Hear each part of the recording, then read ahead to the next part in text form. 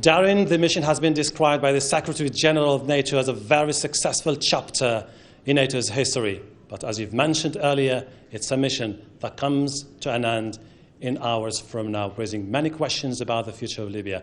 Joining me to talk about this issue is Mr. Anderson, Secretary General of NATO.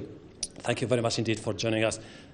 It's over, raising loads of questions about what's next, particularly when it comes to securing the country. How concerned are you about that? I'm very confident. Our military assessment is very clear. A significant threat against civilian population doesn't exist any longer. This is a reason why we can now bring Operation Unified Protector to a close. We have fulfilled the United Nations mandate. We have prevented a massacre on the Libyan people. We have saved countless lives.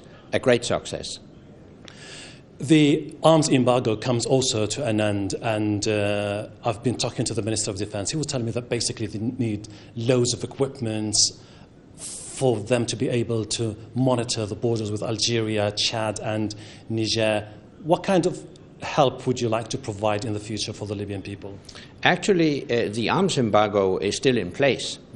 However, NATO will terminate Operation Unified Protector, so from now on it will be up to the individual member states of the United Nations to enforce the arms embargo, and all countries, including Libya's neighbors, have an obligation to enforce the arms embargo, and I am sure that NATO allies, individual allies, will continue to enforce the arms embargo. Okay, I know that you don't like theoretical questions, but what if the new leaders of Libya tell you, we would like you to pound areas near the border because we're concerned that Gaddafi's loyalists are planning to stage a comeback?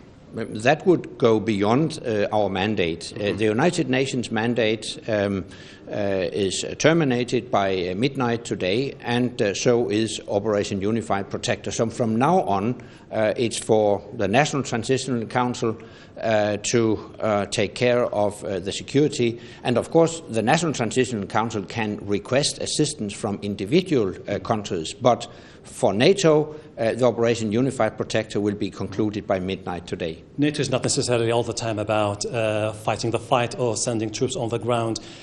Would you like to, do you think about the possibility of helping the Libyans, particularly now that they are scrambling to put together a political establishment? Is there any way that NATO with international community can help the interim government? In my talks with Chairman Jalil today, I have offered that NATO can assist the National Transitional Council in the process towards democracy if requested. We have a lot of expertise within reforms of defense and security sector, and obviously that's a very important part of democratization, that defense and security agencies are put under democratic control. You've described the mission as very successful. Is this something that could potentially be replicated in other parts where we have uprising like Syria and Yemen? We have no intention whatsoever to intervene in Syria or elsewhere.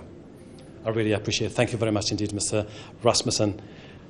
Well, Darren, very, very delicate time ahead for the Libyans, as now we know from sources that they are scrambling to put together an interim government, negotiations behind closed doors. 5 contenders for the post of the Prime Minister have been presenting their own views of what's the best way out for Libya. We're expecting Mustafa Abdel Jalil, the chairman of the NTC, to make a crucial announcement within the next coming hours about the outcome of those negotiations. Back to you, Darren. All right, Hasham Al-Bara there in the Libyan capital, Tripoli. Hasham, thank you.